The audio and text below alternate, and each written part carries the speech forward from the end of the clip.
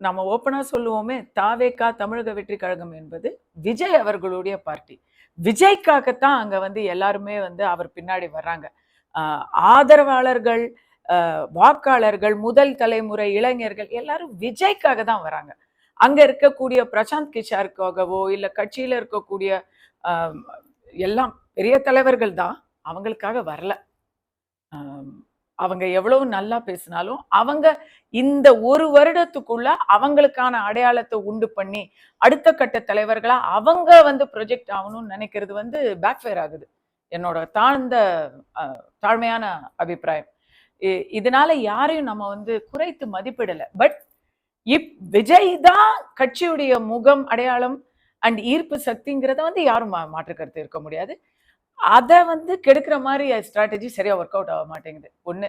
ரெண்டாவது, தமிழகத்துல இன்னைக்கு முக்கியமாக மக்கள் பிரச்சனைகளை அவர் வந்து கொஞ்சம் ரொம்ப மென்மையா ஹேண்டில் பண்றாரு. எல்லாத்துக்குமே வந்து அறிக்கை மட்டும் கொடுக்குறாரு. அம்பேத்கர் அவர்கள் சிலைக்கு மாலை போடுறது கூட ஈசிஆர்ல இருக்கிற அம்பேத்கர் சிலைக்கு தான் போடுறாரு.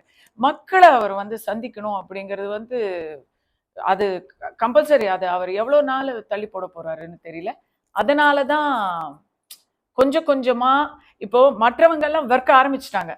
திமுகவை பொறுத்த வரைக்கும் வேற லெவல் ஒர்க் ஆரம்பிச்சிட்டாங்க. அங்கங்க அவங்க வந்து எப்படியாச்சும் ஆபாசமாவது பேசியாவது டெய்லி ட்ரெண்டிங் ஆகிக்கிட்டு இருக்காங்க. மற்ற கட்சிகள்லாம் அவங்களுடைய தேர்தல் வேலைகளை ஆரம்பிச்சிட்டாங்க. இவர் இன்னும் வெளியவே வரலங்கிறது ஒரு விஜய் ரசிகையா எனக்குமே ஏமாற்றமா இருக்கும் பொழுது வாக்காளர் பெருமக்களுக்கு கண்டிப்பா ஒரு